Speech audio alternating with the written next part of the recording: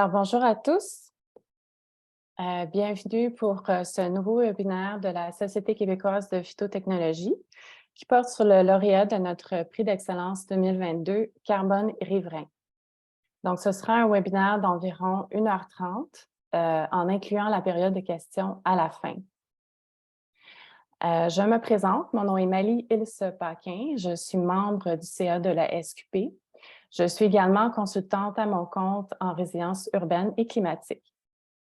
Pour ceux qui ne connaîtraient pas encore la Société québécoise de phytotechnologie, notre mission est de promouvoir l'utilisation des phytotechnologies.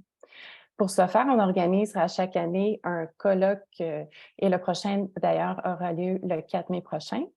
On organise aussi des webinaires, des visites et des formations. On décerne des bourses aux étudiants et des prix d'excellence pour des projets comme celui d'aujourd'hui. Pour en savoir plus, je vous invite à visiter notre site web www.phytotechno.com et à vous abonner à notre infolettre. Vous pouvez aussi nous soutenir en devenant membre de la Société québécoise de phytotechnologie, ce qui vous offre plusieurs avantages, incluant la possibilité de revoir nos webinaires. Le tarif membre est actuellement de seulement 35 $. Donc, avant de passer au webinaire, j'aimerais vous présenter nos partenaires financiers grâce auxquels la SQP peut proposer des activités gratuites comme celle d'aujourd'hui. Donc, le webinaire est présenté par Desjardins avec le soutien de Rameau Phytotechnologies, les membranes Hydrotech, le Centre de formation horticole de Laval et Rousseau-Lefebvre. Je vous donne quelques petits détails techniques sur le déroulement. Il y aura une période de questions après la présentation. Vous pouvez écrire vos questions dans la section questions et réponses ou encore lever la main et j'activerai votre micro pour que vous puissiez poser votre question de vive voix. La présentation d'aujourd'hui est enregistrée et sera disponible en rediffusion sur notre site pour les membres de la Société québécoise de phytotechnologie. Alors, sans plus tarder, je vous présente Simon Côté, coordonnateur à Arbre Évolution. Arbre Évolution est une coopérative spécialisée en reboisement social et en éco-éducation. Il nous présente donc son webinaire intitulé « Carbone riverain, le marché du carbone, enfin au service des agriculteurs et de l'eau ». Alors, bon webinaire à tous et Simon, la parole est à toi. Super. Merci tout le monde. Oui, je m'appelle Simon. Je suis coordonnateur général d'Arbre Révolution. Je ne sais pas si c'est la tempête par chez vous. Ici, ça l'est. Ça ne nous empêche pas de parler de verdissement et de verdure et d'environnement, même que ça nous démange. Je ne dois pas être le seul. Donc, on va se plonger un peu aujourd'hui là-dedans. On est bien heureux de vous présenter le programme aujourd'hui, ce qu'on a réussi à faire, ce qu'on a réussi à faire maintenant. Et on est aussi très honoré d'avoir été récipiendaire du prix d'excellence en 2022. Pour nous, ça a été très bien reçu, évidemment, surtout qu'on est dans on démarche quelque chose d'avant-gardiste. Donc, c'est toujours bien d'être reconnu dans ces efforts-là. Donc, on est très content de ça. Et ça me permet aujourd'hui de vous présenter Carbone Riverain. La présentation va durer à peu près 35-40 minutes. Donc, vous allez pouvoir ensuite poser toutes vos questions et je serai heureux d'y répondre. Alors, on commence. Arbre Évolution, qui sommes-nous? On est une coopérative de solidarité spécialisée en reboisement social, en verdissement participatif, en éducation à la jeunesse. On fait des micro-forêts, on fait de l'agroforesterie, on a des programmes de compensation carbone et on développe même un verger. On est une entreprise agricole aussi, officiellement. On développe un verger de petits fruits à vocation éco-éducative dans lequel on reçoit des plateaux de réinsertion socio-professionnelle. Donc, on a une bonne gamme de produits et services qui sont rattachés autour d'une même mission, qui est de créer des liens positifs entre la nature et l'humain. Étant une coopérative de solidarité aussi, là, très bien, important de le mentionner, on est 32 membres là-dedans. Donc, On est en mode démocratie directe, ce qui est très le fun. C'est une belle aventure sur le plan organisationnel aussi. L'agroforesterie, c'est un de nos premiers services qu'on a démarré en 2012, nos premiers projets, même un peu avant, où on était amené dans différentes régions, surtout en Beauce au départ, puisqu'on est originaire de Chaudière-Appalaches, Lillet, et on a été convoqués souvent, du moins mandatés par des producteurs agricoles via des groupes conseils en agriculture pour faire des brise-vents et des bandes riveraines. Donc, c'est quelque chose qu'on a fait dès le début au niveau de la gestion des opérations, de A à Z, on prenait en charge des projets. Donc, on a rencontré beaucoup d'agriculteurs, on a rencontré beaucoup d'intervenants du milieu agricole, on a fait nos erreurs en termes d'implantation, on a amélioré nos techniques, on a consolidé des partenariats avec des fournisseurs. Donc, on connaît vraiment bien la réalité terrain, la réalité logistique, la réalité des approvisionnements qui sont super importants dans quelconque programme compensatoire ou quelconque projet de ce genre-là. On a également développé en même temps le programme de reboisement social, donc il y a plus de 10 ans. Le programme de reboisement social, c'est un peu la pierre angulaire, du moins, c'est ce qui nous a fait un nom dans les dernières années au Québec. Donc, on a vraiment consolidé le côté compensation carbone, donc vraiment la séquestration de CO2 par les arbres et la participation sociale, la retombée sociale.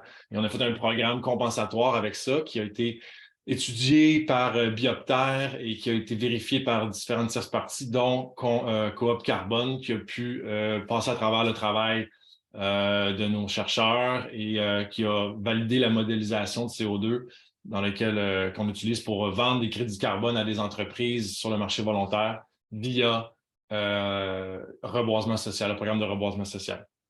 Donc, je n'irai pas plus loin dans ce programme-là. Je vous laisse le loisir de le découvrir suite à ma rencontre et tout ça. Donc, on est très présent en lien avec ce programme-là. Mais ça me permet de parler de faire une petite introduction sur le marché volontaire du carbone. Juste avant, on voit ici l'amplitude de nos projets. Donc, on a planté autant sur la Côte-Nord, dans les communautés autochtones, qu'en plein milieu des centres urbains ou dans les petits milieux ruraux. Donc, on connaît les réalités de différentes régions aussi, ce qui est important à saisir. Donc, petit concept de base pour vulgariser le principe du marché volontaire et des projets compensatoires. D'abord, on a deux types de projets, que ce soit dans le marché volontaire ou dans le marché réglementaire. On a des projets compensatoires ex post et ex ante. Le reboisement social et comme carbone riverain, c'est des projets ex ante. Ça veut dire qu'on vend une promesse de séquestration de CO2. On vend dès maintenant la projection de séquestration qui va y avoir lieu dans 40, 50 ans, 100 ans selon les programmes. Donc, le reboisement social, c'est 50 ans et carbone riverain, c'est 40 ans. Je vais vous l'expliquer plus tard. Alors qu'il y a des projets ex post. Ex post, c'est vraiment, on va planter des arbres et on va attendre avant 3, 4 ans avant qu'il y ait une séquestration efficiente, si on veut, de CO2 annuelle. Et c'est vraiment la séquestration de l'année qu'on va monnayer sur le marché compensatoire.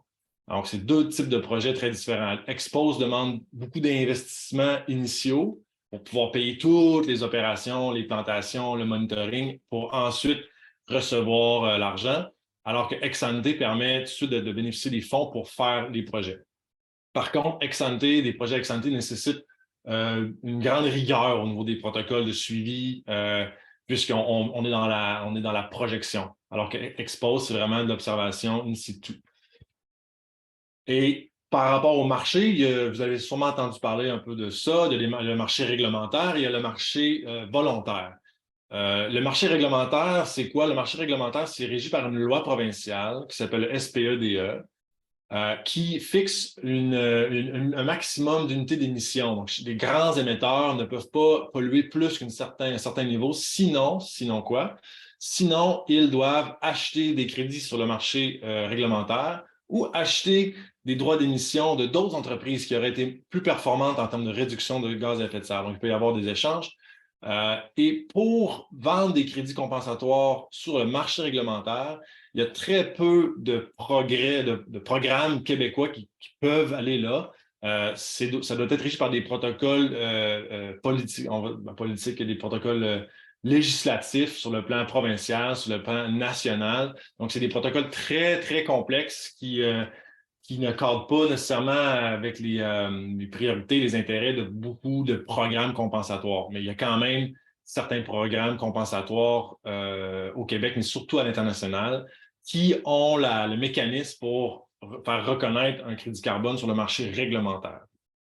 Nous, on est plutôt sur le marché volontaire, qui est très dynamique par les temps qui courent et qui ne, je pense pas que ça va réduire non plus. Là. Il y a beaucoup d'ingéniosité, beaucoup d'innovation dans le marché volontaire.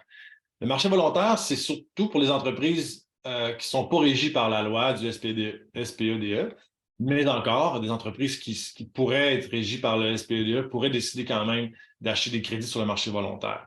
Alors là, on a vraiment un projet compensatoire qui doit être vérifié et validé. Ça ne veut pas dire que le marché volontaire, on a affaire à des projets moins bons. C'est la crédibilisation, la vérification doit se faire autrement. Donc, chaque projet, chaque programme doit être encadré par un protocole et vérifié par des tierces parties. Donc, comme je disais, les émetteurs qui vont dépasser le 10 000 tonnes de CO2 par année peuvent quand même, s'ils s'engagent publiquement, ils doivent répondre à leur engagement et ils peuvent contracter des crédits carbone. Une entreprise décide d'être carboneutre, elle peut acheter des crédits carbone sur le marché volontaire, même si c'est un grand émetteur. Alors voilà pour le petit cours de marché du carbone 101. Et nous, on est arrivé avec Carbone Riverain dans tout ça, qui est ex-ante sur le marché volontaire.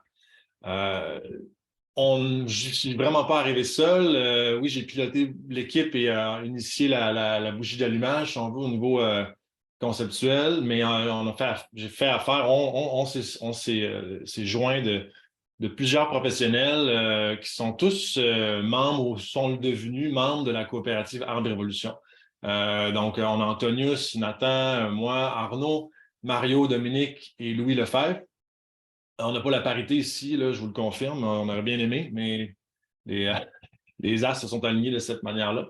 Donc, on a vraiment travaillé avec des professionnels, Antonius Petro, qui travaille aussi pour Régénération Canada au niveau de la santé des sols, Nathan, qui est vraiment une sommité en termes de modèles compensatoires agroforestiers, Arnaud, qui a une formation en droit, donc qui a exercé le droit.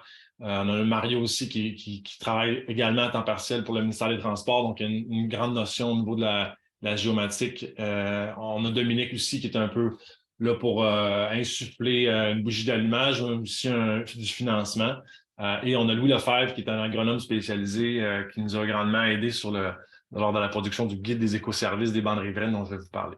Il y a d'autres gens aussi qui ont collaboré, mais c'est un peu le noyau de l'équipe.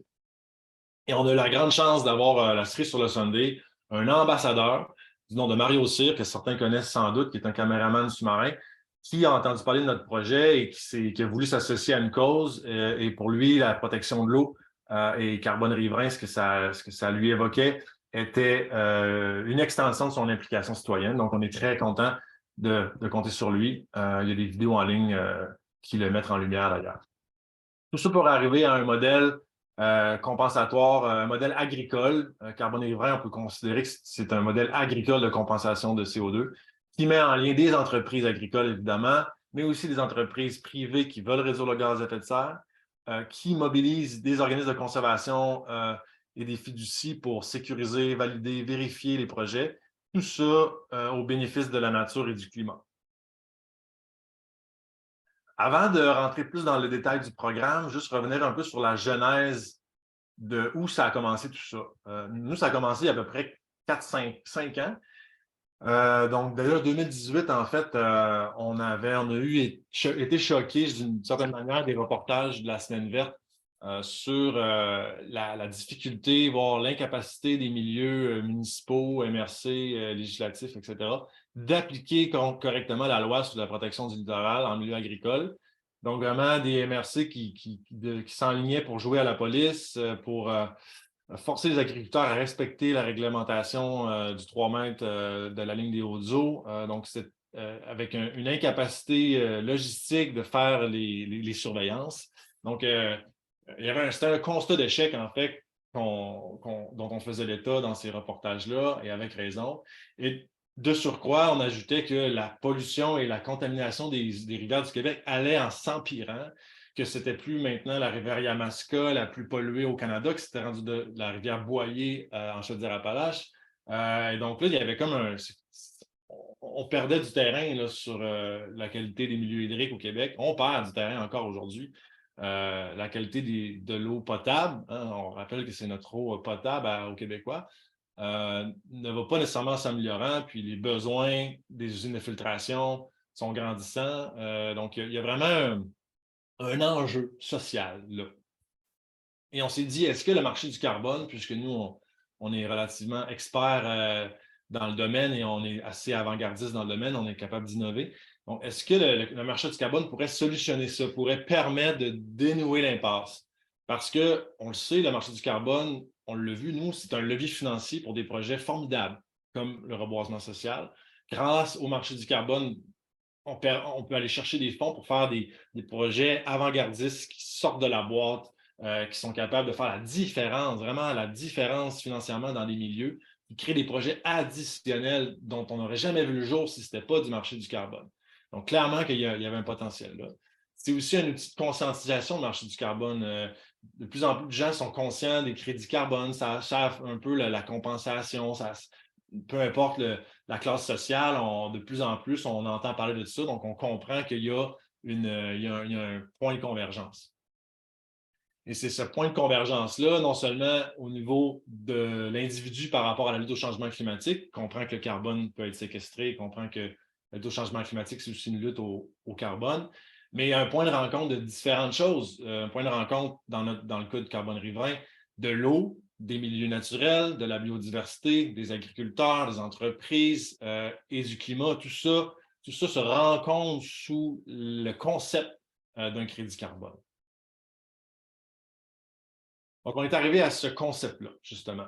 Un concept où on s'est dit, on va élargir les bandes riveraines au-delà de la zone réglementaire, qui est difficilement respectée, pour vraiment donner une meilleure chance au milieu hydrique de se remettre sur les rails, de retourner sur la voie de la sanité, en quelque sorte.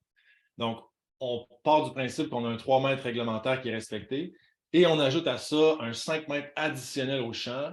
Donc, dans les espaces de culture, généralement parmi les meilleurs espaces de croissance pour la sylviculture, donc, on va prélever une superficie cultivable et on va la transformer via une servitude de conservation en un aménagement agro-sylvicole de 2 rangs d'arbres avec des peupliers et des arbustes à fruits, conifères et feuillus nobles.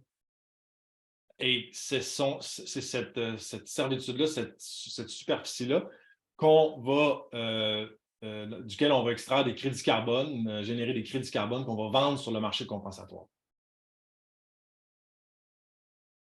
Et le marché compensatoire, le marché volontaire, est donc un outil formidable dans le cas de Carbone Riverain, selon nous, et dans le contexte de la loi sur la protection des rives et du littoral. C'est un outil formidable, on en est venu à cette conclusion-là, que pour protéger les rivières, améliorer les écoservices des bandes riveraines, c'est une façon aussi de pérenniser des investissements, donc de sécuriser des fonds, d'aller chercher des fonds, beaucoup de fonds dans le marché volontaire par l'entreprise de crédit carbone et de les mettre là où ça compte et de les sécuriser à long terme. Je vais parler un peu de la manière dont on va s'y prendre, nous, pour pérenniser ces investissements-là. Et ultimement, ça sert à stabiliser un revenu agricole. Je vais en parler à la fin, mais donc, les gains du marché du carbone et la vente des crédits carbone va permettre tout ça et en plus, dégager des fonds pour payer l'agriculteur, le compenser financièrement pour la perte d'espace cultivable, qui est la clé de la réussite, à mes yeux, de projets agroforestiers dans les milieux agricoles. Ils sont chez eux, les agriculteurs. Quand ils ont acheté leur terre, le deal, c'était 0,3 mètres, c'était pas 0,8 mètres. Donc, ils sont conscients, ils ont le droit de dire, ben moi, je dois cultiver là, j'ai besoin de cet espace-là pour rentabiliser ma ferme. Donc, tu ne peux pas m'enlever de l'espace supplémentaire sans compenser, sans dédommager. Donc, le marché volontaire, via Carbone Riverain, avec Carbone Riverain, on est arrivé à créer une compensation financière qui peut faire la différence, qui peut stabiliser un revenu agricole, qui peut aussi dire à l'agriculteur, cette zone-là de bande riveraine, là, encaisse les fonds et met ton énergie ailleurs. Donc, tu n'as pas à faire le labeur de cultiver cet hectare-là, par exemple. Tu peux concentrer des énergies ailleurs et le financement de cette zone-là, il t'est donné sans effort. Évidemment, tout programme, tout protocole, tout projet compensatoire doit reposer sur la recherche et la science. Et dans le cas de Carbone Riverain, on y est allé à fond la caisse là-dedans. On a eu beaucoup de chance, je dirais. C'est sûr que sans l'aide du CERFO notamment et des ministères qui ont financé l'étude originelle, on ne serait pas là aujourd'hui. On a vraiment bénéficié d'un effort de recherche collectif qui a permis de générer les données et de générer le temps de recherche, le temps pour approfondir tous les calculs, aller faire des observations de terrain, extraire des arbres, mesurer des arbres, couper des arbres, sécher des arbres, peser la matière, faire des croisements avec la revue de littérature. On est allé dans la fine donnée. On n'a pas seulement utilisé des modèles Excel de compensation de CO2 par les arbres. On est vraiment allé beaucoup plus loin que ça dans l'extraction d'individus, d'espèces, d'arbres et dans la fine mesure là, de tout ça. Donc, nos chiffres sont très précis, probablement parmi les plus précis qui existent en ce moment en sylviculture compensatoire. Donc, merci grandement au CERFO et à tous ceux qui ont collaboré au niveau des ministères, l'Institut de technologie agricole aussi, et André Vézina et d'autres chercheurs qui ont collaboré. Et la recherche, c'est situé à 3 pôles. Donc, on a vraiment, c'est pas seulement les arbres à carbone riverain qui permettent de déterminer le taux de séquestration, mais c'est vraiment les arbres, les arbustes et le sol. Donc, c'est vraiment 3 pôles de calcul mis ensemble qui vont donner un taux de séquestration à l'hectare. D'abord, les arbres. Les arbres, on a le peuplier hybride qui a fait partie de l'étude et qui un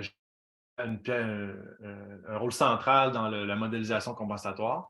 Le peuplier hybride peut séquestrer jusqu'à 2,6 tonnes après 40 ans de croissance, ce qui est énorme. L'épinette blanche et le mélèze, 1,4 tonnes après 40 ans. Et l'érable rouge et le chêne rouge, 1,5 tonnes après 40 ans. Donc, c'est vraiment ces données-là qui ont été extraites des recherches.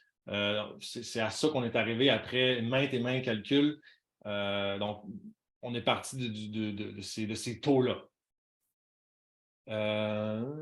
Peuplier hybride, épinette blanche, mélèze, érable, chêne rouge, ce sont aussi les principales essences qui font partie de la conception sylvicole de carbone riverain. On a également mesuré les arbustes, parce que qui dit bande riveraine dit nécessité de biodiversité, nécessité d'arbustes, nécessité d'une strate basse. Et en aménagement agroforestier aussi, dans les haies brise-vents et tout ça, les arbustes ont beaucoup de fonctions. Ce qu'on s'est rendu compte, c'est que leur fonction séquestratoire est vraiment pas élevée. Donc, on a fait l'exercice quand même de mesurer ça, mais on se rend compte qu'un aronia, un prunus ou une viande là, par rapport à un chêne, c'est vraiment négligeable la quantité de CO2. Mais quand même, il y a du CO2 qui est séquestré par les arbustes. Mais il y a tout autre bagage de bénéfices pour la faune et la biodiversité, par contre. Donc, ils font partie du calcul. Et le land use change, qui est le principe du changement d'usage, en fait, c'est lorsqu'on a une terre agricole qu'on laboure à chaque année et qu'on travaille, et que oui, on fait des amendements en matière organique, en fertilisation. Donc, il y a de la matière organique, il y a un procédé de composition, de décomposition et de transformation de l'humus, par exemple, en matière organique. Et ça séquestre du carbone atmosphérique. Donc, il y a vraiment, en plus des arbres, en plus de leur cime, en plus de leurs racines et en plus de leur tronc, il y a aussi le sol qui, lui, en décomposant les racines, les arbres, les branches qui tombent, les feuilles qui tombent, les animaux là, qui meurent, tout ça, en décomposant, va prendre du CO2 atmosphérique. Donc, on imagine une bande agricole qui est labourée RC versus une bande qui n'est plus labourée RC, donc ils changent d'usage. pour devenir une bande forestière dans laquelle on ne fait plus d'intervention dans le sol. Donc, il y a une grosse différence au niveau de la matière organique. Une très grosse différence, en fait. C'est 1,40 tonnes par hectare par année de matière organique qui s'ajoute au sol, qui est quand même majeur, 1,42 tonnes, c'est un gros camion, là, ça, là, rempli. Donc, si on met tout ça ensemble, on arrive à 1559,67 tonnes à l'hectare et on a retranché déjà 40 à ce montant-là, à cette somme de CO2-là, pour des fins de sûreté. Donc, c'est super important de comprendre qu'il y a une grande quantité de sûreté dans carbone riverain pour toutes sortes de raisons. Le milieu agricole, c'est un milieu qui est complexe, c'est un milieu qui est anthropique. Là. Il y a beaucoup d'interventions, il y a beaucoup d'humanité là-dedans. Donc, il peut y avoir des erreurs, il peut y avoir du non-respect de certaines ententes, il peut y avoir toutes sortes de choses. Il peut aussi y avoir des pathogènes, il peut y avoir des épidémies, toutes sortes d'éléments qui font en sorte qu'on risque de perdre des arbres d'ici 40 ans. Peut-être aussi que nos calculs sont erronés. On ne sait pas, on ne prétend pas qu'on a la science infuse. Peut-être qu'on s'est trompé à certains endroits. Peut-être que les chercheurs n'ont pas vu certaines affaires. Peut-être aussi que les changements vont faire en sorte que certaines essences vont être moins performantes ou plus performantes. Bref, tout ça mis ensemble nous a convaincus de mettre de côté une grande quantité au cas où. Et pour bien comprendre, parce que ça peut certainement faire écarquiller les yeux, surtout des gens en milieu forestier, 1559 tonnes à l'hectare, c'est énorme. Pourquoi c'est si grand que ça à carbone riverain? Il y a deux concepts importants à comprendre. D'abord, l'effet de bordure. On a la meilleure façon de planter des arbres, tout projet confondu, est probablement deux lignes en plein milieu ouvert. Parce qu'on a une bande d'arbres d'un côté qui bénéficie d'un grand accès à la lumière, et même chose de l'autre côté pour cette bande-là. Et ces arbres-là vont vraiment utiliser l'espace. Donc, il y a vraiment c'est vraiment différent. Un arbre qui est en milieu ouvert versus en milieu fermé au niveau de la croissance, c'est deux mondes. Et l'autre élément de l'effet de bordure, c'est que vu qu'on est en bordure de champ, souvent on est vers les milieux, vers le ruisseau. C'est là où les intrants chimiques, c'est là où les additifs agricoles, c'est là où les matières organiques, la fertilisation va passer. Donc, ultimement, elle veut se rendre au cours d'eau. Et elle est stoppée par le système racinaire, par les arbres et tout ça. Donc, eux, on bénéficie des sols les plus performants en termes de croissance et même des sols boostés pour grandir plus vite. Donc, c'est vraiment un endroit idéal pour planter des arbres. Il y a aussi le concept de biomasse aérienne et racinaire. Là, je vais vous montrer une petite image ici. Nous, notre hectare, il y a 5 mètres de large par 2000 mètres de long. Hein? 2000 x 5, 10 000 mètres carrés, ça, c'est 1 hectare. Ça, c'est la servitude au sol. C'est un hectare linéaire. Donc, c'est ce que l'agriculteur perd. C'est ce qui est conservé à perpétuité aussi, je vais en parler plus tard.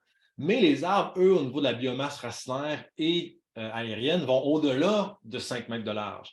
Donc, ils vont plutôt prendre 13,75 mètres de large à maturité.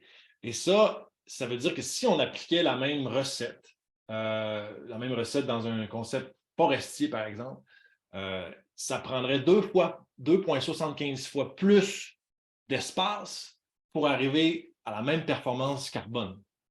Donc, c'est ce qui explique un peu la haute performance de carbone riverain en termes de séquestration. C'est ce que je vous explique là. Quand on parle de tonnes à l'hectare, souvent, on va penser à un carré de 100 mètres par 100 mètres.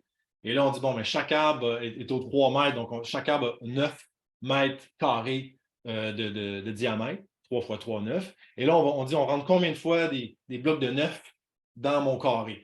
Et là, ça va donner une quantité d'arbres. Et là, on n'est pas du tout dans cette même approche-là. On est vraiment dans deux bandes linéaires dans lesquelles mes troncs d'arbres sont à 3 mètres entre chaque, sont à 1 mètre de chaque bord. Mais après ça, les cimes et tout ça vont beaucoup plus grands. Donc, c'est une note importante pour vraiment bien saisir la performance CO2. Des points clés, et non les moindres, je vais en parler dans quelques instants, la servitude de la fiducie, c'est très, très avant-gardiste d'en arriver là. Mais ce qu'il faut comprendre et retenir de carbone riverain, c'est, ultimement, on amplifie les services écologiques des bandes riveraines.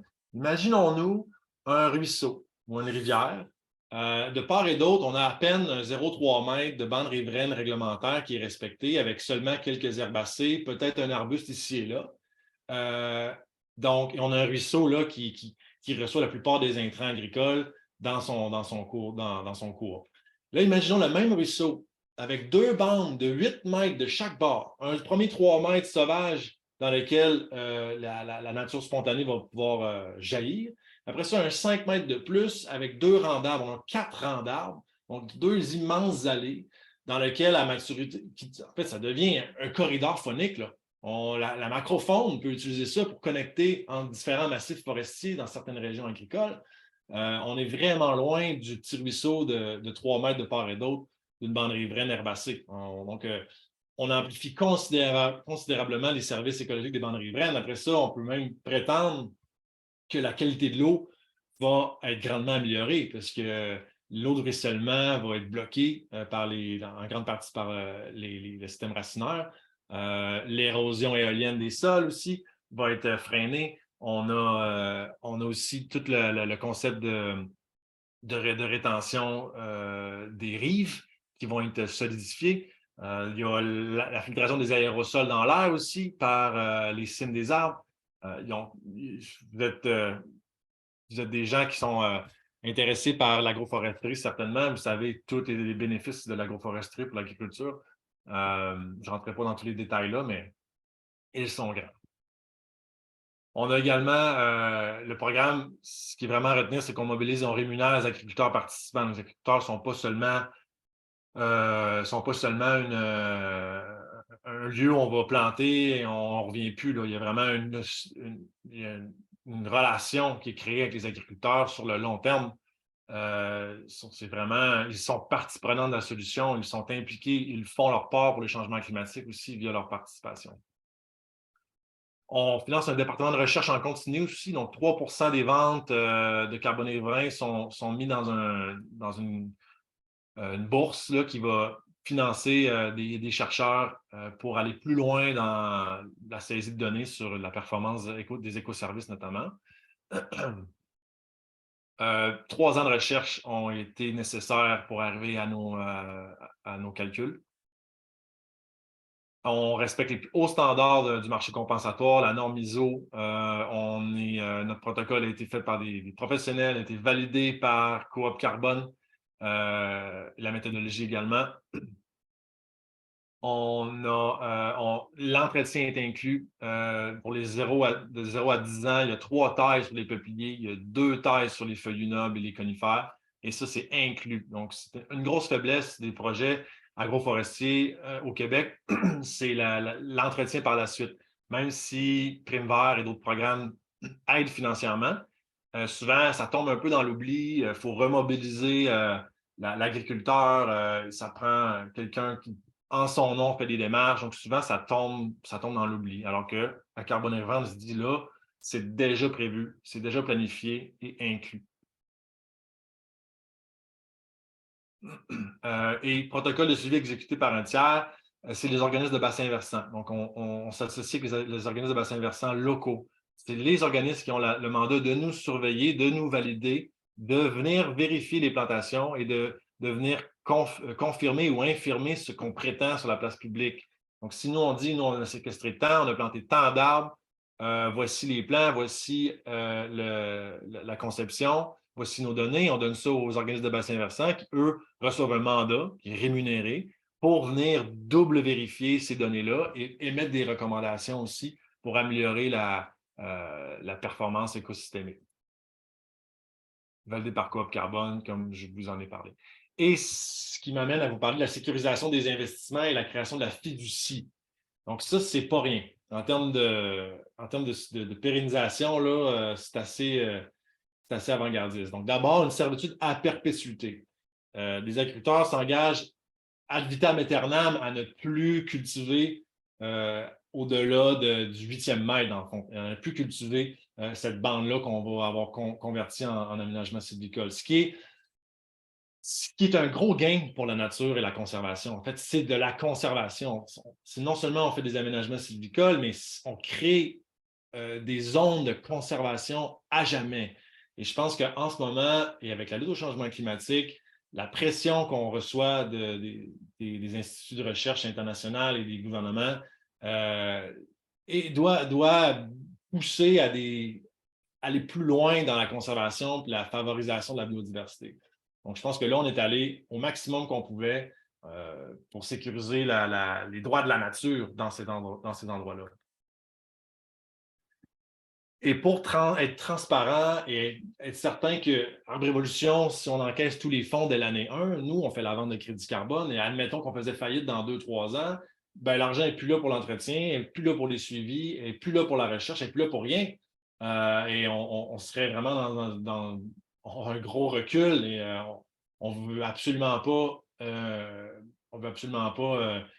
que cette situation-là arrive. Donc, c'est pour ça qu'on a créé avec d'autres personnes une fiducie d'utilité sociale et agroécologique, une FUSA, qui, en termes légaux, est probablement ce qu'il y a de plus rigide, ce qu'il y a de plus sérieux et transparent. Et c'est à cette fiducie-là qu'on transfère les fonds. C'est sûr qu'on en garde pour les aménagements, on en garde pour le département de recherche. On garde aussi un excédent qui est gardé dans les coffres de la Révolution, évidemment. Mais tout ce qui sert à, je vais avoir la liste ici bientôt, des éléments que la fiducie se prend en charge. On a été accompagné par Protecteur, qui est spécialisé là-dedans aussi pour créer la fiducie. On a la chance d'avoir 3 super fiduciaires qui ont permis la création de la fiducie. Ce sont ces 3 personnes-là qui l'administrent actuellement. Dominique Vignola, Jean Nollet, Samuel Pepinguet, un agrofiscaliste, un spécialiste du marché compensatoire et un entrepreneur qui a initié Arbre Révolution à ses débuts. Et donc, la fiducie, qu'est-ce qu'elle fait? C'est elle qui va signer le contrat de servitude avec l'agriculteur. Ce n'est pas Arbre Révolution qui signe avec l'agriculteur, c'est la fiducie qui signe avec l'agriculteur. Elle va administrer les fonds pour la taille, les replantations, les corrections, les imprévus. Elle va administrer aussi les montants destinés aux opérations de suivi. Donc, c'est elle qui va payer les organismes de bassin versant pour faire le monitoring.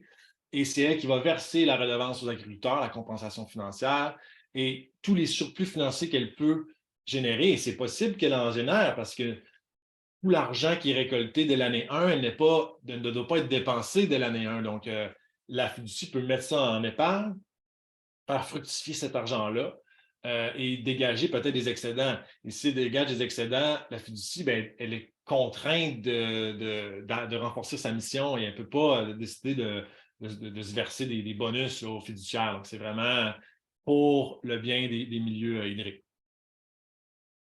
Donc, c'est une façon de garantir que ce que les clients achètent chez Arbre Révolution en termes de crédit carbone, c'est sécuritaire, c'est périn, c'est transparent. Je pense pas qu'il y ait beaucoup de projets compensatoires qui peuvent se reposer sur une fiducie pour sécuriser les investissements. On approche de la fin, 18h30, 10h38. Donc, dernière diapositive et non la moindre. Les agriculteurs dans tout ça et les rivières sont les grands bénéficiaires, les grands gagnants, je dirais, de carbone riverain. D'abord, les agriculteurs et agricultrices, pardon, je devrais ajouter une petite... je devrais dégenrer ce mot. Donc, ce sont les grands gagnants. Pourquoi? Bon, d'abord, l'eau.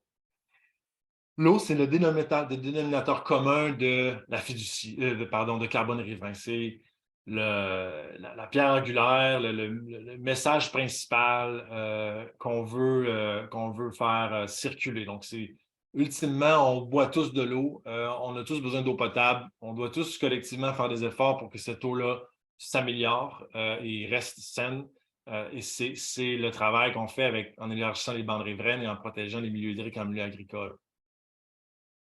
On y tient tellement qu'on a, comme je vous le disais plus tôt, créé un guide des écoservices des bandes riveraines. Donc, ça, il est accessible à tout le monde en ligne, téléchargeable. C'est une synthèse, en fait, de 6 écoservices avec plein de liens, plein de sources et vulgariser, en fait, des concepts. Pourquoi une bande riveraine permet de filtrer les aérosols ou permet de filtrer les eaux de ruissellement. Comment ça fonctionne? C'est quoi les principes? Donc, c'est vulgarisé, mais ça aide à sensibiliser monsieur, madame, tout le monde, et aussi les gens qui sont plus dans le domaine.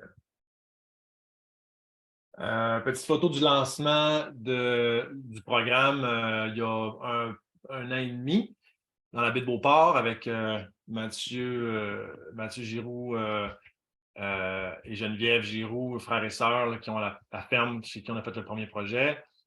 Et le reste de l'équipe, notamment Mario Cyr, Jean Nollet, Dominique. Donc, plusieurs personnes qui étaient là pour célébrer ce moment. Et ultimement, les agriculteurs dans tout ça, donc c'est vraiment, sans eux, ce programme-là ne peut pas fonctionner. C'est vraiment, évidemment, la pièce maîtresse, je dirais, du succès du projet.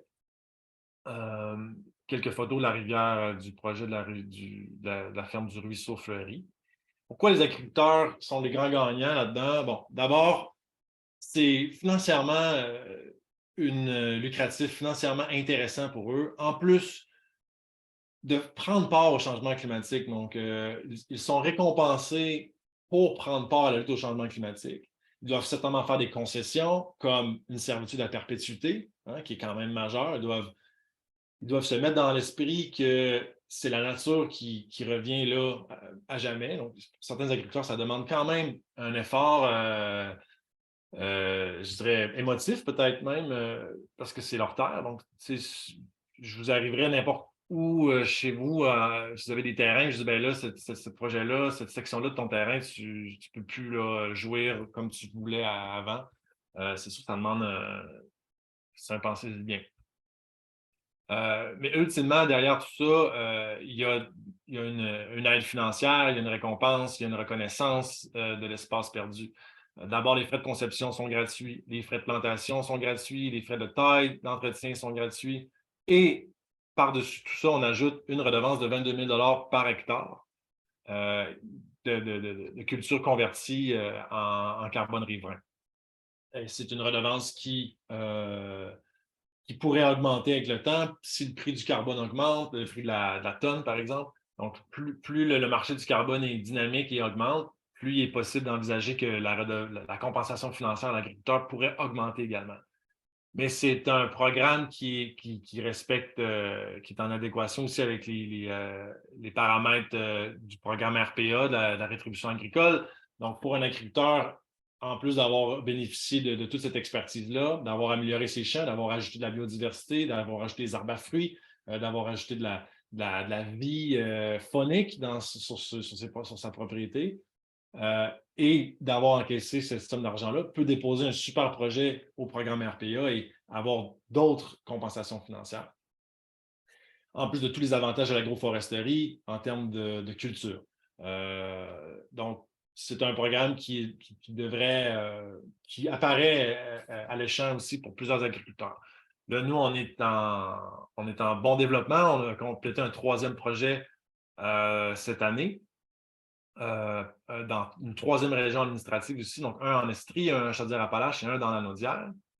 Ce qui démontre que non seulement la servitude à perpétuité, elle peut se signer, des agriculteurs sont prêts à se ranger derrière cette idée. Ce qui démontre aussi que peu importe la région administrative où le prix des terres est différent, par exemple la Naudière qui est beaucoup plus élevé qu'en Estrie, malgré tout, la redevance de 22 000 hectare reste intéressant. Voici juste un petit topo des 3 projets qu'on a complétés. Donc, la ferme Ruisseau-Fleury, la ferme Achellair-Fauché, la ferme Bonne-Terre, la plus récente dans la Naudière. Alors voilà, pour moi, ça fait le tour. Et je vous dis merci à tous.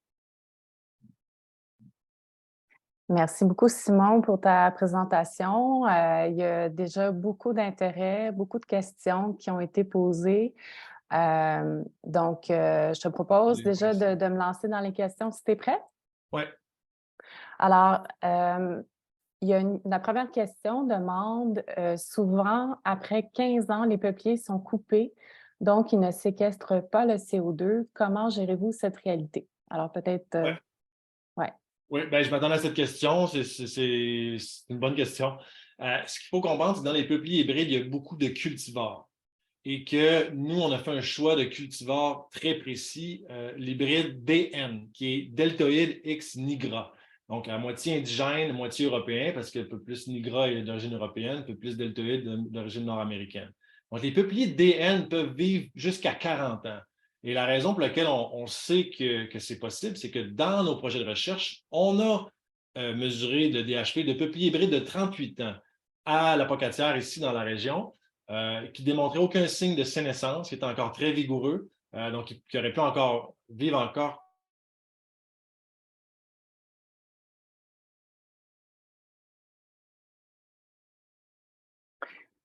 Simon, je pense moi, je ne t'entends plus, donc peut-être un problème avec ta connexion.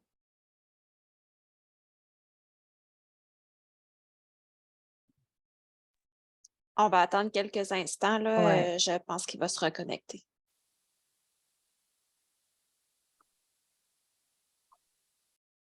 Alors, merci à tous de patienter pendant qu'on va essayer de rejoindre Simon.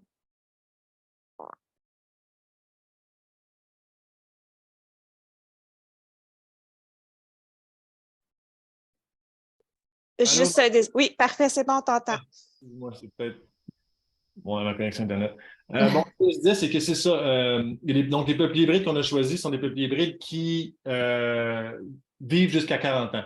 Mais évidemment, c'est quand même une question qu'on surveille. Donc, est-ce qu'ils vont être sénescents à 35 ans, à 38 ans, à 45 ans? Dans tous les cas, nous, on fait une vigie. Il y a une vigie qui est intégrée. Dès qu'un peuplier hybride va menacer l'intégralité écologique de la bande riveraine, il pourra être retiré.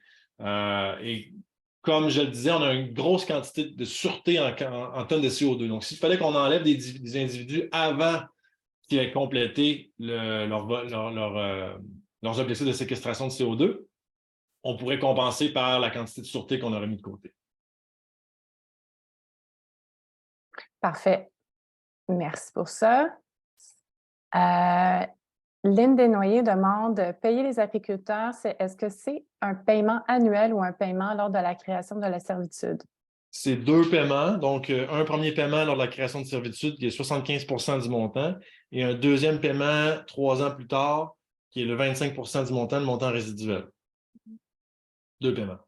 Parfait. Stéphane Gingras mentionne, nous avons planté 9 km de bandes riveraines, 3 km de haies brise-vent élargies en milieu agricole depuis 2014. Pourrait-on offrir des crédits carbone? Et la deuxième question, je pense que tu as déjà répondu, mais peut-être que tu peux le rappeler aux participants. Est-ce que les arbustes sont calculés dans les crédits carbone? Ben non, vous ne pourriez pas vendre des crédits carbone parce que le projet n'est pas additionnel. C'est-à-dire que sans la présence du marché et des crédits carbone, vous avez fait l'aménagement et donc les arbres auraient été plantés de toute façon. Donc, ça ne peut pas être monnayé par après, malheureusement. Et par rapport aux arbustes, oui, ils sont calculés dans les crédits carbone, mais comme je le disais, c'est très, très peu performant en termes de CO2. Je peux, si tu veux, continuer dans la liste. Je les vois, les questions, Mali. Oui, vas-y, si tu te sens à l'aise. Caroline Bisson, oui, tu parles de peuplier hybride versus peuplier indigène. C'est qu'il faut comprendre que non, c'est comme 2 arbres différents. Oui, il y a des peupliers qui poussent très vite, effectivement, au Québec, mais en termes de ce qu'ils vont générer comme lignine, c'est très différent d'un hybride. Parce qu'un hybride, par défaut, il ne met aucune énergie à la reproduction. Parce que toutes ces semences, il ne peut pas se reproduire par semence, lui. C'est un hybride, donc il y a comme un choc, si on veut, dans le génome. Et ce qui fait en sorte que le peuplier hybride va être beaucoup plus performant sur la séquestration du CO2 et la transformation des gaz atmosphériques en lignine. Alors que, donc, c'est pas la même performance du tout. Ensuite de ça... Simon, si tu permets, je vais quand même poser les questions pour le bénéfice de tous les participants pour m'assurer que les participants puissent bien en prendre connaissance. Alors, la prochaine question, certains producteurs craignent que dans l'avenir, on leur exige qu'ils soient carboneutres. S'ils ont contribué en ayant une servitude, ils perdent donc cette action qu'ils ont fait. Perdent-ils donc cette action qu'ils ont fait dans leur équation de carboneutralité?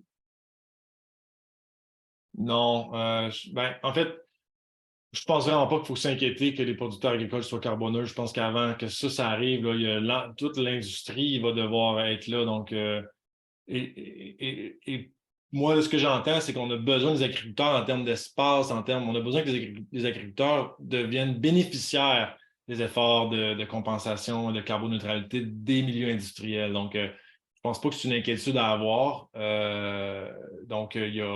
Mais c'est sûr que ce qui va être séquestré chez l'agriculteur via la servitude ne pourra pas être utilisé par l'agriculteur pour sa propre compensation de CO2.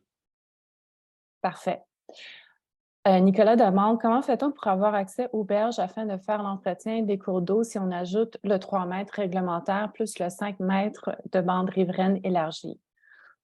Bien, il y a des trouées qui sont prévues à cet effet. D'ailleurs, à chaque endroit où il y a des drains agricoles, on plante pas à 9 mètres, à 10 mètres des drains agricoles de part et d'autre. Donc, quand il y a des drains qui doivent croiser la haie, la bande pour aller dans le cours d'eau, il va y avoir une trouée qui va être là nécessairement. Donc, et c'est sûr que dans la conception, avec l'agriculteur, avant de débarquer de planter les arbres, c'est pris en compte. Est-ce qu'on regarde des endroits stratégiques? Est-ce que l'entretien doit être fait bientôt dans ce secteur-là? Donc, c'est prévu de maintenir des trouées pour avoir accès au cours d'eau.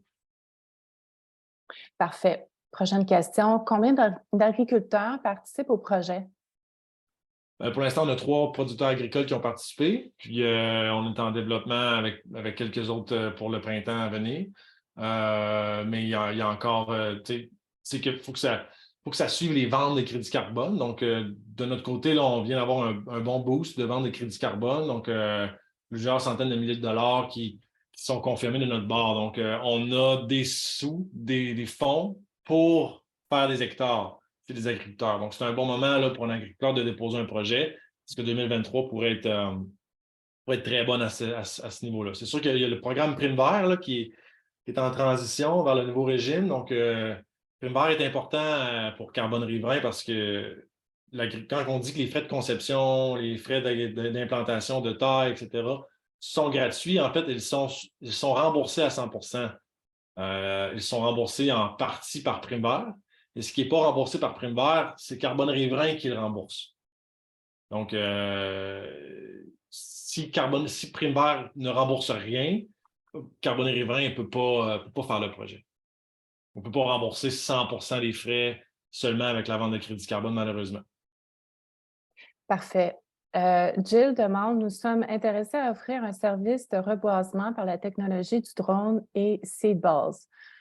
Selon vous, cela est-il intéressant au Québec dans le cadre du marché compensatoire? C'est une bonne question. C'est complexe et laborieux faire un projet compensatoire.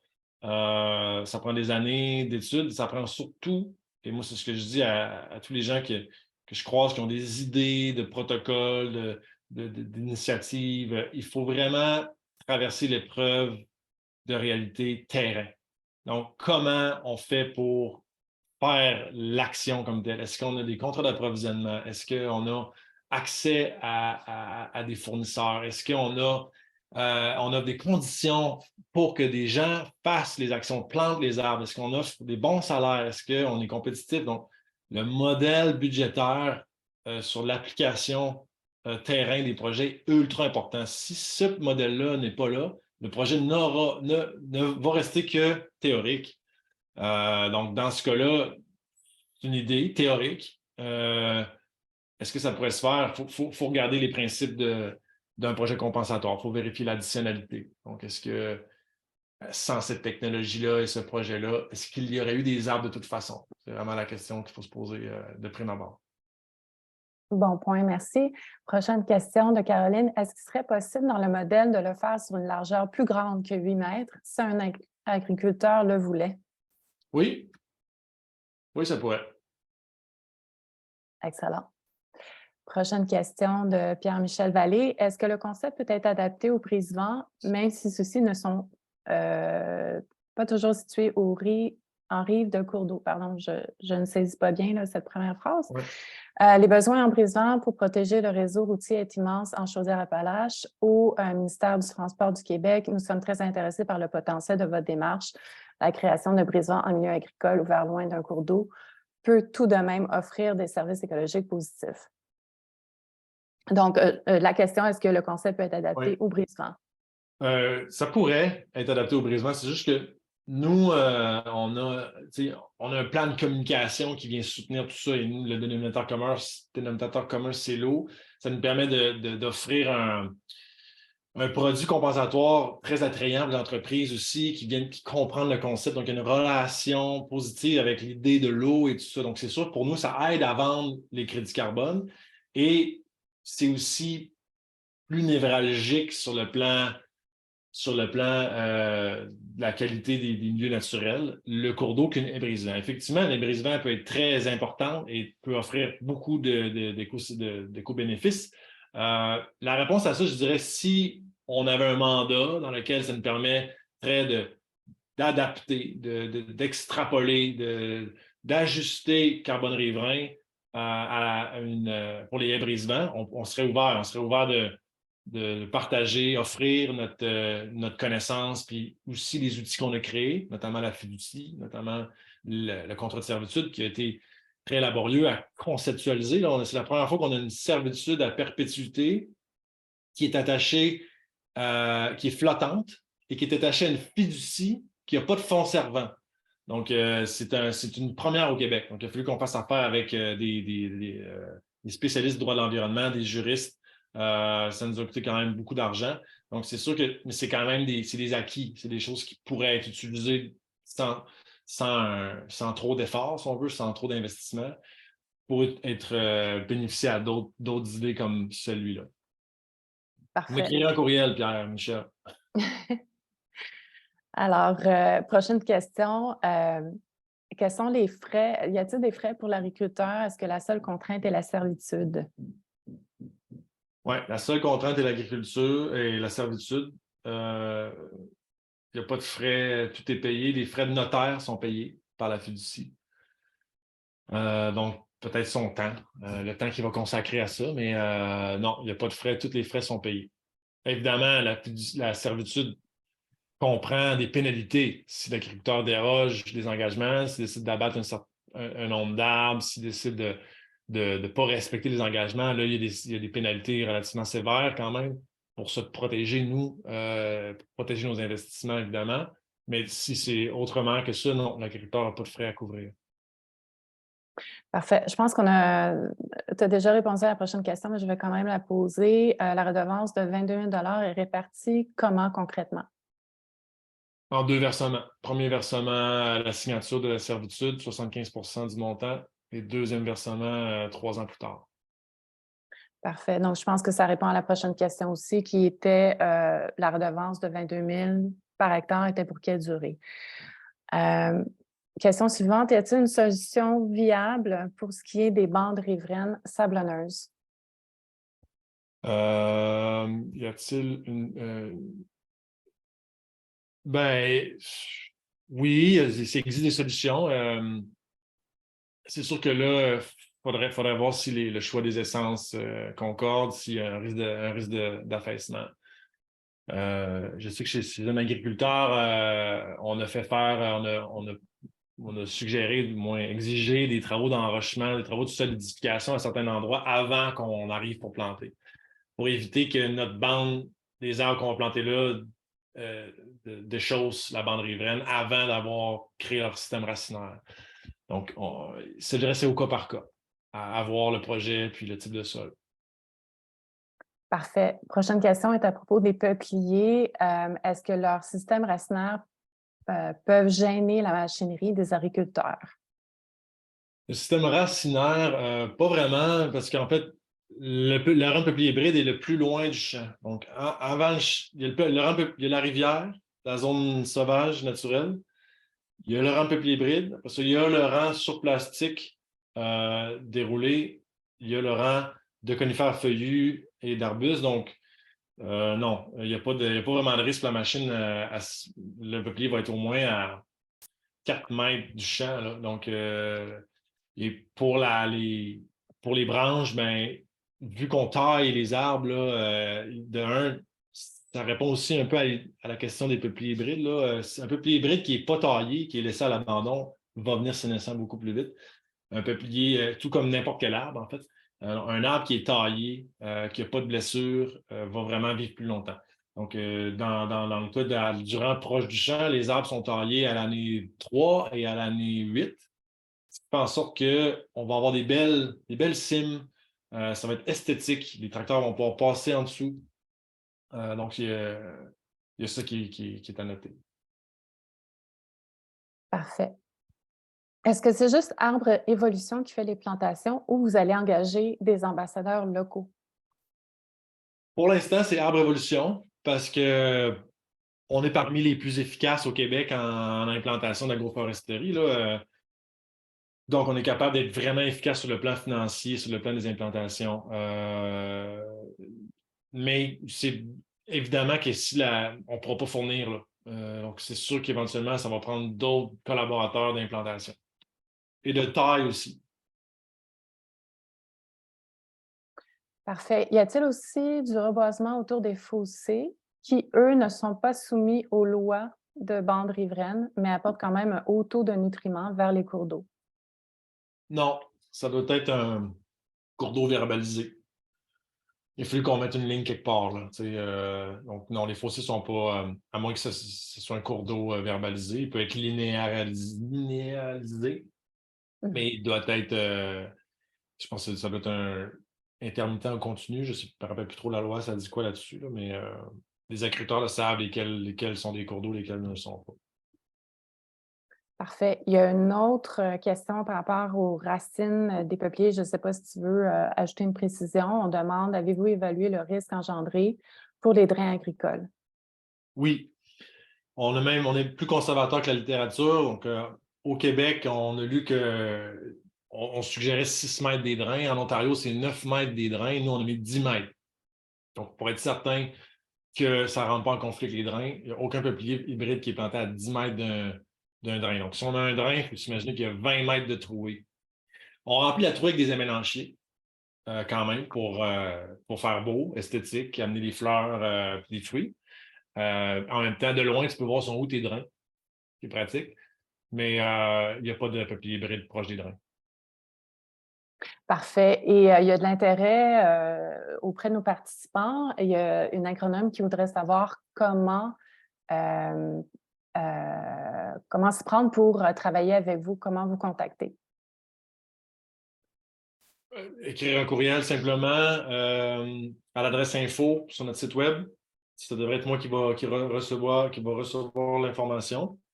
Il va juste préciser l'idée de collaboration, puis on peut partir de là. Parfait.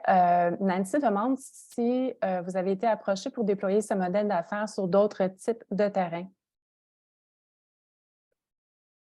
Sur d'autres types de terrains, non, dans le sens que on a déjà 2 modèles. On a le reboisement social qui couvre pas mal tout type de terrain qui est en propriété publique ou collective. Puis on a Carbone Riverain qui couvre seulement les terrains de propriété agricole. Là, on en a plein, les baskets avec ça, là. Donc, non, on n'a pas été approché pour extensionner dans d'autres types de terrains, là, mais disons qu'on en couvre pas mal avec ces deux programmes-là. Super. On demande aussi, est-ce qu'il y a une compensation pour les riverains et les municipalités outre les agriculteurs? Non, la compensation va seulement au propriétaire de la terre, qui doit être une entreprise agricole. Alors, merci. La prochaine question. Est-ce possible de faire profiter du programme de compensation un agriculteur chez qui on fait un aménagement sans perdre notre client aux mains de Arbre Évolution? Est-ce qu'il est possible de faire profiter du programme avec chez qui on fait affaire sans perdre notre client? Bien, ça dépend qu'est-ce que. Nous, on vend les crédits carbone. C'est sûr qu'Arbre Évolution serait le financier, en quelque sorte, là, dans le sens que pour l'implantation. Peut-être que Dominique Desjardins voudrait poser sa question directement. Je Chez ne qui sais on pas. fait un aménagement sans perdre notre client aux mains de. Ouais.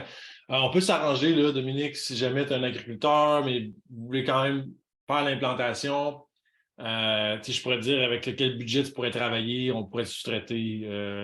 Oui, là. parfait, merci. Pas trop. Merci. François Lapalme demande, y a-t-il une évaluation de l'amélioration de la productivité des zones près des nouvelles bandes plantées? Est-ce que cette augmentation de la productivité compenserait pour la perte de surface en culture? Oui, c'est une bonne question. Je pense pas là, que ça pourrait compenser à 100%. Puis de l'agroforesterie, ça dépend de quel, on va dire, il y a des agriculteurs qui ne veulent pas entendre les bénéfices de l'agroforesterie, ou du moins qui n'y croient pas, qui sont comme, ah non, moi, les arbres, c'est plus comme un ennemi à mes cultures que comme un allié. Donc, c'est sûr que ces gens-là, on ne pourra pas leur servir cet argument-là. Mais tous ceux qui sont plus ouverts, si on veut, du moins qui ont pris le temps de faire les recherches puis de consulter ce que les agrospécialistes, les agroforestiers spécialistes ont créé comme littérature dans la dernière décennie, se rendre compte que oui, il pourrait y avoir une augmentation des cultures. Mais ce qu'on remarque, en fait, souvent, c'est une baisse à proximité à cause du manque de soleil, dépendamment de comment la haie est enlignée. Après ça, une hausse de la productivité, puis après ça, un équilibre. Donc, des cours d'agroforesterie que j'ai suivis, parce que moi, je ne suis pas un spécialiste là-dedans, je n'ai pas étudié là-dedans. Ça me semblait être relativement break-even. Je pense pas que, à moins que, tu sais, je serais bien content qu'on me reprenne là-dessus, mais je pense pas qu'on augmente tant que ça la productivité. On la maintient à mes yeux. Parfait. Prochaine question d'Isabelle Auclair. Si le producteur a profité du programme Prime Vert pour la bande riveraine de 3 mètres, peut-il profiter aussi du projet Carbone riverain? Oui, si c'est dans le 3 mètres, oui. Ce qu'il va falloir vérifier, c'est ce qu'il a topé, si on veut, sa quantité d'argent qu'il peut recevoir de Prime Vert. On faudrait juste voir s'il en reste assez, parce que je pense autour de 40 000 par entreprise agricole pour les aménagements agro-sylvicoles. Il faudrait voir combien il reste, puis si ce qui reste pourrait suffire pour le projet de bande riveraine élargie. Super. Prochaine question. Est-ce qu'il y a une taille minimale de terrain pour être admissible? Oui, 0,5 hectares, donc 1000 mètres linéaires. Puis 1000 mètres linéaires sont pas... il faut que le projet, si c'est un 1000 mètres linéaires en Abitibi ou un 1000 mètres linéaires en Gaspésie, là, ça se peut qu'on ne sélectionne pas parce que pour nous, c'est difficile. Plus on rapetisse le projet, plus c'est difficile de rentabiliser nos opérations parce que les frais fixes sont les mêmes, les frais de notaire, les frais de servitude, les frais de déplacement, tout ça reste le même pour moins d'argent. Donc, 0,5 hectares, là, c'est un projet qui peut se faire avec un autre projet dans la même semaine à côté, ou si c'est vraiment à proximité de notre lieu d'opération, qui est Montréal ou Lillet. Donc, c'est un peu la nuance que je vais apporter. Parfait. Le prochain participant a 2 questions. Je pense que la première, tu as déjà répondu. Est-ce que c'est possible de faire des bandes riveraines avec des largeurs supérieures à 5 mètres? Et est-ce que vous faites le suivi de la qualité de l'eau après traitement? Oui. Salut, John. Oui, je l'ai dit tantôt, oui, on pourrait, plus que 5 mètres. Il faudrait juste voir la largeur, l'effet de bordure, l'effet de bordure qu'on va amenuiser, parce qu'on va se trouver à avoir une haie au centre qui ne pourra peut-être pas bénéficier de la lumière là, à un certain niveau, à un certain moment de la croissance. Donc, c'est sûr que ça demanderait une petite adaptation au niveau des calculs, une petite revérification. Peut-être qu'on pourrait augmenter la quantité de sûreté pour pallier à ça. Peut-être qu'on pourrait donner un peu moins par hectare au niveau de la redevance. On peut peut-être aller chercher un compromis ou simplement faire de quoi de plus large, mais ça serait à évaluer. Et sinon, la qualité de l'eau après traitement, on aimerait bien ça. C'est sûr qu'il manque des fonds là, pour aller jusque-là. Puis on y a pensé parce que le projet de recherche, le programme, le département de recherche, on va se dire, il est au balbutiement. Donc, on a Antonius Petro qui est notre maître d'œuvre là-dedans. Et là, on n'a pas encore assis la méthodologie puis l'axe de recherche. Mais c'est sûr qu'au niveau de la qualité de l'eau, je ne pense pas que ce serait pertinent parce que de saisir un échantillon d'eau dans le 2000 mètres, par exemple, linéaire, qu'on a aménagé. L'eau, elle bouge là, d'aval en amont. Fait que, d'après moi, ce serait peut-être pas ça. Ce serait peut-être plutôt la performance de la rétention des eaux de ruissellement ou une autre approche ou peut-être vraiment prendre la qualité de l'eau à un même endroit à la fin du ruisseau. Donc, si on a plusieurs aménagements dans le bassin versant, ben là, on peut peut-être vérifier la qualité de l'eau à cet endroit-là. Ça pourrait être une idée aussi. Mais c'est sûr que moi, j'adorerais pouvoir creuser là, mais ça coûte cher la recherche, par des subventions. Parfait. Le prochain participant mentionne que 22 000 représente environ 10 ans de revenus perdus en culture, mais vous demandez une servitude très, très longue. Y aurait-il d'autres compensations? Le prochain propriétaire va-t-il devoir embarquer dans la servitude? Ben là, pour ça, c'est des chiffres en Montérégie, là. Donc, Sébastien, en fond, affirme qu'il y a des profits de 2 200 $ par hectare par année, ce qui est vraiment beaucoup là, par rapport à d'autres cultures. Là. Nous, nos études nous démontrent qu'en général, cultures confondues, on parle plutôt de 500-600 $ de profit après labeur. Là. Donc, on est plus proche de 40 ans de revenus agricoles que de 10 ans. Mais c'est sûr qu'en Montérégie, la profitabilité par hectare est plus grande, ça c'est clair. Mais avec l'incertitude aussi sur agro-environnemental, il n'est pas dit que le taux de profit pourrait réduire aussi. Là. Donc, puis c'est surtout que l'énergie qui est mise sur cet hectare-là, qui est un hectare qui pourrait être conflictuel sur le plan légal, là, si les bandes riveraines, la législation devait être plus sévère éventuellement, là, on forcerait l'agriculteur par la loi à élargir sa bande riveraine plus que 3 mètres, mais il n'y aurait aucune redevance compensatoire. En fait, il y en aurait certainement une, sinon ça créerait un trop grand tollé. Il y aurait certainement une aide financière pour la perte d'espace, mais il ne faut pas non plus attendre que la loi nous pousse à élargir nos bandes riveraines. C'est une opportunité aussi de le faire avec Carbone Riverain dans un programme qui est savamment conçu, dans lequel il y a un entretien, dans lequel c'est très bien réfléchi. Donc, c'est une occasion d'embarquer dans le train. Mais effectivement, et la servitude est inscrite au registre foncier. Donc, oui, le prochain agriculteur qui achète la terre, il est contraint de suivre la servitude et ses enfants et tout le monde après. Donc, il faut comprendre que c'est une bande riveraine pour aider le milieu, la rivière, le ruisseau. Donc, ça implique quand même je dirais, un certain compromis de l'agriculteur aussi, malgré la redevance. Merci. Les 2 prochaines questions portent sur les organismes des bassins versants, donc je vais les regrouper. Est-ce que tu peux mentionner le rôle que les organismes peuvent jouer? Est-ce qu'ils ont été consultés ou est-ce qu'ils participent à votre démarche? Oui, ils ont été consultés plus en amont du processus. Tous les directeurs des organismes de bassins versants du Québec ont été consultés, ont été invités à une présentation, 2 présentations, si je ne me trompe pas. Donc, nous, on a eu plusieurs rencontres avec eux et oui, on a eu beaucoup de retours, de commentaires, de demandes d'explications. Donc, c'était très, très constructif et très positif. Donc, oui, on est en lien avec les OBV depuis plus d'un an, 1 an et demi facile. Et nous, on a trouvé que les OBV étaient les meilleurs chiens de garde qu'on ne pouvait pas avoir pour veiller à la qualité de leur bassin versant. Ils ont les yeux rivés dans les enjeux de leur bassin versant. Ils peuvent nous aider aussi à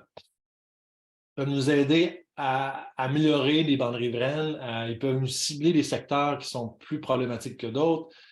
Et on voulait aussi qu'ils bénéficient des sommes parce on connaît très bien les organismes de bassin versant. Nous, à Révolution, depuis des années qu'on travaille en collaboration avec eux dans différents domaines. Et on sait que certains, c'est précaire, c'est difficile des fois de consolider des emplois permanents saisonniers. Donc, c'est intéressant pour eux d'avoir un mandat de vérification. Pour l'instant, on parle de petites sommes, mais dans l'éventualité, on a des hectares et des hectares sur le territoire. Peut-être les organismes de bassin versant, ça pourrait être intéressant pour certains, ça pourrait être lucratif, ou du moins faire un peu d'argent à suivre l'évolution de ces projets-là. Et c'est comme s'ils étaient payés aussi pour faire un peu leur mandat, c'est-à-dire de surveiller l'évolution du bassin versant. Donc, c'est important pour eux de savoir ce qui se passe au niveau des bandes riveraines. Donc, c'est une paire de coups qu'on fait en leur attribuant le mandat. Oui, et il y a justement une invitation du Conseil des bassins versants d'Émilie-Île à venir dans la région des Laurentides. Donc, beaucoup d'intérêt pour votre projet dans les Laurentides. On demande aussi, est-ce qu'il est difficile de recruter des agriculteurs pour le projet? Bien, là, on n'en aura pas. En fonction du volume de crédit carbone qu'on a vendu, non. En fonction de nos projections, je dirais que oui, là, on aimerait qu'il y ait plus d'agriculteurs dans les prochains mois cette année. Par contre, par exemple, on aimerait avoir plus de demandes. Donc, c'est sûr qu'on va être plus actif aussi sur les réseaux sociaux. Donc, on prépare une petite campagne publicitaire. Il y a la semaine verte, un reportage de la semaine verte aussi qui va paraître début mars. Après ça, il y a c'est ça, des communications qui vont être faites. Donc, ma présence aujourd'hui fait partie de cette idée-là, de promouvoir le projet auprès de ceux qui représentent les agriculteurs. C'est surtout c'est ça qui est important quand même pour Arbre Évolution, c'est que les agroconseillers, tous les spécialistes qui œuvrent dans le milieu agricole puissent relayer l'information aux agriculteurs, parce que les agriculteurs ne sont pas nécessairement tous connectés sur Facebook, ni ne sont pas dans notre liste d'envoi courriel, donc c'est difficile de rentrer directement en contact avec eux. Éventuellement, on pourrait faire des envois postaux aussi dans certains villages, on pourra en arriver là éventuellement, mais c'est important d'accentuer la diffusion de carbone riverain auprès du monde agricole. Donc, pour l'instant, on a aussi des projets en cours pour 2023 de quelques hectares. Donc, on devrait en avoir d'autres aussi. Là. On a commencé avec un projet en 2021, 2 projets en 2022. On aimerait en faire 3, 4 projets cette année. Parfait.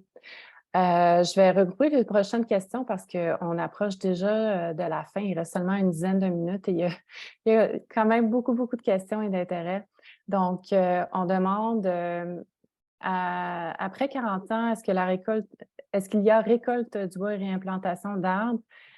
Et par la bande, un peu, on peut parler du rôle des agriculteurs, à savoir s'ils respectent les conditions de servitude. Non, il n'y a pas automatiquement un prélèvement. C'est sûr que c'est les peuples hybrides qui vont être à surveiller à 40 ans, parce qu'on anticipe que la plupart d'entre eux vont menacer l'intégrité écologique de la bande riveraine au-delà de ça. Donc, c'est sûr que ça se peut vraiment qu'on enlève des peuples hybrides. Eux, leur cycle de croissance va être complété à 40 ans. Le calcul sont sur 40 ans. Tous les autres arbres sont maintenus le plus longtemps possible, voire à jamais. Donc, c'est pas prévu de... Est-ce qu'on va réimplanter dans la ligne de peupliers hybrides si jamais on enlevait des spécimens? Peut-être, mais il est surtout prévu qu'on laisse la nature faire son œuvre. Déjà, les peupliers hybrides vont avoir du drageonnement. Donc, c'est sûr qu'il va y avoir d'autres peupliers qui vont pousser de façon plus éclectique. Mais c'est ça qu'on veut. On veut que ça redevienne une bande naturelle un jour. Donc, il va y avoir aussi des peupliers hybrides qui vont repousser, mais aussi d'autres essences. À travers ça, peut-être qu'on va réimplanter certaines essences qu'on veut prioriser ou peut-être qu'on va laisser la nature faire son chemin. Parfait. Et on demande que faites-vous de la biomasse d'entretien? Il est prévu qu'on la laisse sur place. Donc, elle va faire partie du processus de décomposition et donc de la transformation de l'humus en matière organique. Parfait. On demande aussi, est-ce que les coulées agricoles sont dans votre champ d'expertise? Pas vraiment. Les coulées agricoles, c'est beaucoup plus complexe sur le plan logistique à implanter. Donc, nous, on n'a pas... le modèle ne s'est pas arrêté vers ces sites-là parce qu'ils sont vraiment difficiles d'accès. C'est dur de reproduire un concept de projet en projet. Alors que carbone riverain, puis la force d'un modèle compensatoire aussi, c'est la rigueur avec laquelle on applique la formule le plus souvent possible la même pour rester en adéquation avec les projections de séquestration de CO2. Ils sont toujours en train de modifier des essences, modifier des quantités, peuplier hybride ici, pas peuplier hybride là. Ultimement, il faut toujours faire des ajustements sur le plan des calculs, donc ça demande, c'est dur à suivre. Donc, les coulées agricoles, ce n'est pas des sites qui se prêtent bien à notre modèle. Il y a toute la question de l'entretien aussi qui est importante. Là, nous, on protège le rang près du champ d'un pays de plastique, ce qui est super important pour avoir des aménagements à faible entretien, voire zéro entretien à part la taille. En coulée agricole, on ne peut pas se permettre de dérouler du plastique. Il n'y a pas de tracteur qui peut vraiment aller là. Donc, c'est plus difficile, ça prend l'entretien, des broussailleuses dans une pente là, comme ça, ça coûte cher de l'heure avec les assurances et tout ça. Donc, c'est une réalité qui est différente. Parfait. François Lajoie demande si votre programme peut être complémentaire à des bandes riveraines déjà plantées. Non, parce que ce ne serait pas additionnel. Parfait. Amélie Saint-Yves mentionne, sans débroussaillage manuel, les plantes adventistes compétitionnent beaucoup avec les arbres et les arbustes plantés, même avec du paillis plastique. Comment gérez-vous cela? Prévoyez-vous du débroussaillage dans les 3 premières saisons de croissance? Il n'est pas prévu de débroussaillage. Par contre, il est prévu un ensemencement très précis qu'on a conçu avec un semencier.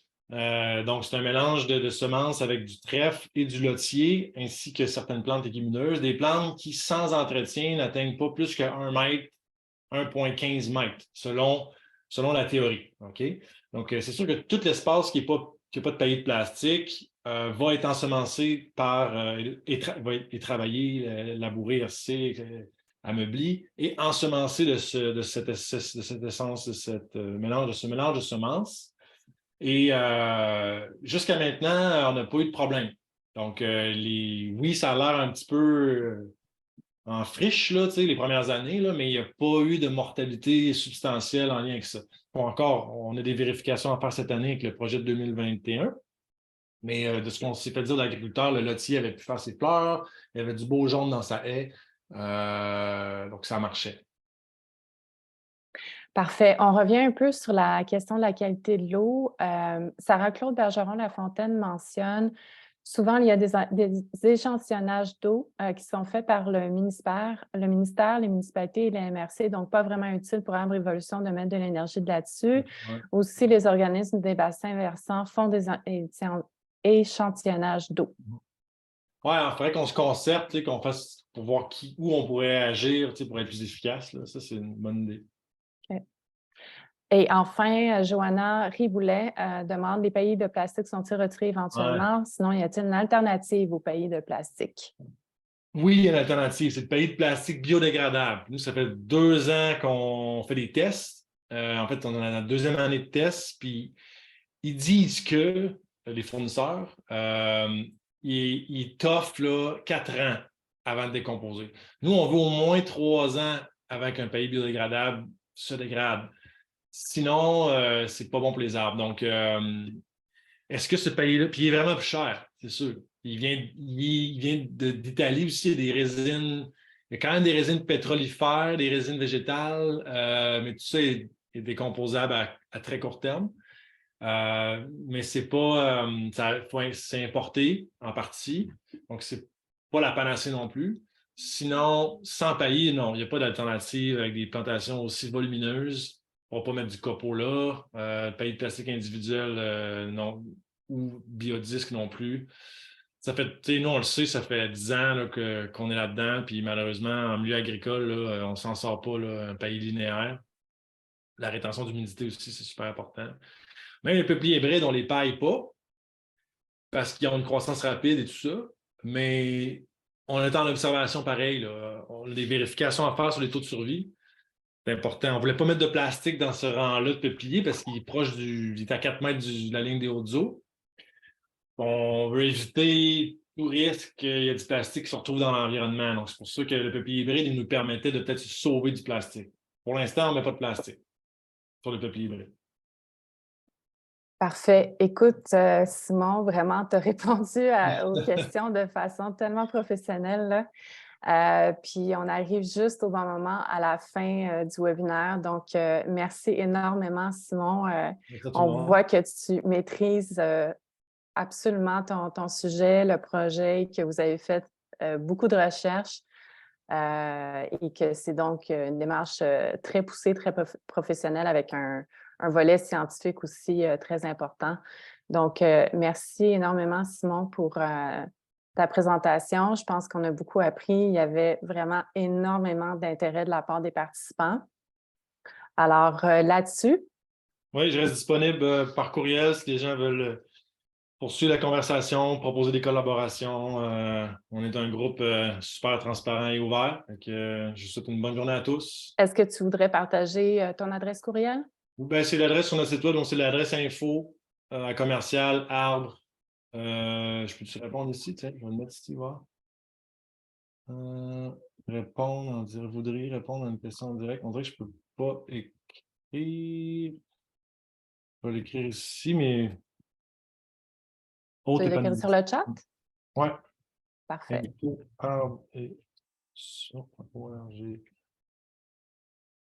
Super. Voilà. Ben, Excellent. merci beaucoup tout le monde.